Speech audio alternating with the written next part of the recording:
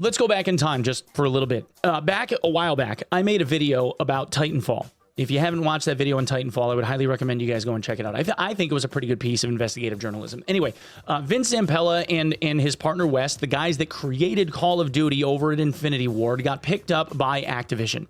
Years later, as they're working on Modern Warfare 3, Bobby Kotick ends up deciding that Zampella and West are asking for too much, and he even tries to go so far as to have their phones and their PCs tapped for information because he thinks that they're going behind Activision's back and trying to shop outside because their contract, when it came to Modern Warfare games, is coming to an end. Zampella and West end up getting massively cold feet.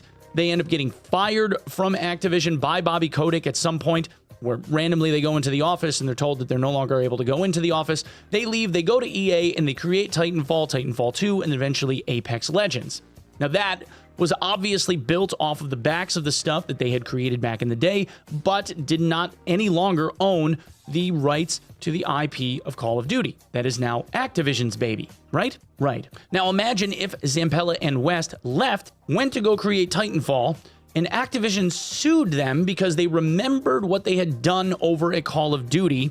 And because they made another shooting game like Titanfall, which is essentially just Call of Duty with mechs, if you really wanted to boil it down, even though, guys, I know that it's not really like that, but imagine, okay? Just imagine. And that a court found in favor of Activision, and Zampella and West ended up having to pay a massive amount of money in damages to Activision over the memory that they had while they worked for Call of Duty. Imagine. More or less, that is what is being argued over right now in South Korean court when it comes down to Iron Mace versus Nexon. Now, I realize that there is more nuance to it than that. But if you think about it, that is essentially the precedent that is being argued right now. Because this will just create more work for lawyers. And when it comes to these long, drawn-out precedent-level disputes, honestly, the only people that get paid are the attorneys. Hi everyone, my name is Onepeg, and in this video, I'm going to go through the most recent news article. Sorry, I'm a little bit late. I was on vacation. That got written on a blog website, Korean blog website, that goes over the court case, the current appeals process, and what is going on, and how this is being heard, and when the next date is. So let's get into it. So for those of you that want a quick update, just to get everyone brought up to speed, in February of 2025, this year, beginning of this year, a court found in favor of Nexon, where Nexon had said that a trade secret violation had occurred and there was copyright infringement from that of Iron Mace, the people that make Dark and Darker. Nexon's Project P3 that was started years before that employed members of Iron Mace, specifically their creative director, SDF, and Terrence Sengwa Park, otherwise known as Terry Crap 78, the two heads of studio for Iron Mace, along with 8 or 10 other developers, left Nexon and went and started Iron Mace and began work on Dark and Darker. Now, according to Nexon, this was an infringement of a project that they themselves admitted they were not going to release, called Project P3, that was going to end up being archived and was not going to be commercialized. But because it was stolen infringement or stolen IP in Nexon's case, they sued in United States court, which was dismissed to a South Korean court where it was being litigated at the exact same time. Now, in February of 2025, there was an initial ruling that was found in favor of Nexon that awarded them nearly $6 million worth of South Korean won that said that more or less Iron Mace remembered having worked on Project P3, and because of remembering that process, it not only sped up the process, but it also allowed them to make better hiring decisions and allowed them to bring a product to market a lot faster, and was potentially in violation, or was in violation of certain systems that got created that looked eerily similar to Project P3. That did not satisfy either party. In Iron Mace's case, they believed that they did not do a good enough job arguing the part about how they remembered having worked for Project P3 when they started Iron Mace, and are appealing the verdict that awarded Nexon as much money as they did. And in Nexon's case, they are not satisfied because they want an award of significantly more money. Instead of getting around like $6 million USD, they want somewhere around double that, and have gone so far as to request that Iron Mace be completely shut down and that they have to cease and desist all operations. Now, this is being heard in South Korean court as of right now. And there was a news article that was written on July 30th that goes through a couple of particulars and why this is so important. Because believe it or not, kids, a case like this, exactly like this, has not really been heard anywhere. And the verdict in this is going to set a pretty wide swathing precedent that could affect the entirety of the games industry. Not just Iron Mace and Darker, like literally everyone. Now, Nexon's argument is that they are working on Dark and Darker, which is directly infringing on proprietary stuff that they learned while they worked at Nexon on Project P3. They say specific systems such as dungeon structures, NPC store operations like trading with NPCs, and user-to-user transaction systems, meaning trading with each other and how you trade with each other inside of Iron Mace's game, were developed through Nexon's internal discussions and testing, constituting trade secrets under South Korea's Unfair Competition Prevention and Trade Secret Protection Act. Now, we'll go out on a limb here and say that that argument, to me at least, those examples are kind of weak. The trader system that they are utilizing is something we have seen in Tarkov for almost 10 years now. It's been around a very long time. And in the case of the trading between players systems or screens, those things are things that we have seen in games like Diablo 2. So I'm not really with them on that one. Nexon also argued that these systems are organizational assets, not merely individual ideas, and their use by Iron Mace violates trade secret protection. So that's the trade secret infringement side. On the copyright infringement side, Nexon claims that they misappropriated copywritten elements from Project P3, asserting that the game's similarities in gameplay and design indicated direct copying of Nexon's IP. The company seeks to establish P3 as an unpublished work, meaning that they had no intention of publishing it, but makes it eligible for copyright protection because even though it's unpublished, it's still something that they worked up, and it wasn't commercialized, and they didn't have plans to commercialize it, but whatever.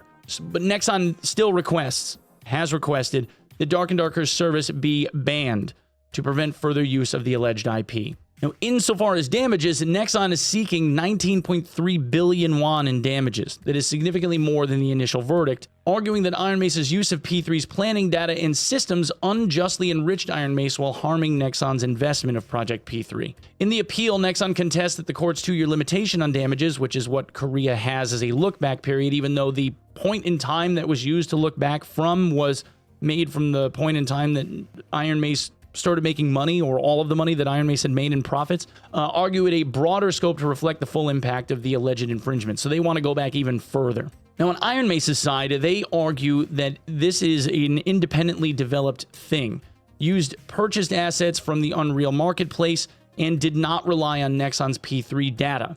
Now, in the case of the actual assets, Nexon argues that they had stolen like 11,000 something files. The problem is that there are 2 now independent forensic labs, national laboratories. One of them is like a federal national laboratory at the federal level for South Korea, and the other one was a more localized crime lab. Both of these crime labs looked over all of this IP data, and both came back and said that there was no infringement of copyright and that no data had actually been stolen. In fact, on the criminal side, they said the only thing that has stuck so far is that SDF has to potentially answer for why he was using a server at home. But none of the data, going back to the beginning of Iron Mace and all of Project P3's files were found to be in violation of or stolen in any way. So I don't know what's going on there. Nexon's going to have a hard time trying to argue that one, I believe. Similarities between P3 and Darker were attributed to shared genre conventions in the dungeon crawler and looter genre, not misappropriation of proprietary information. And insofar as trade secret scope, they argued that the court's recognition of P3 systems and structures as trade secrets is overly broad, or was overly broad, meaning the verdict, the way that they found this stuff, was too broad of a definition. And these are industry-wide ideas that are common in the gaming sector. Now, if we're just talking about like UI elements, like the trade screen and stuff, and use of traders, I completely agree with that. I mean, off the top of my head, you can point to a bajillion of these games that use this exact same trade system. I mean, there are games that are in development right now that people are saying is going to be like the Dark and Darker killer that use those conventions. The studio also contended that developing system based on employees' memory or experience from prior work does not constitute trade secret infringement, as such knowledge is inherent to a developer's expertise. So they're trying to say, look, we're just experienced devs. We just know how to build this stuff. We've done this a bunch of times before on other projects.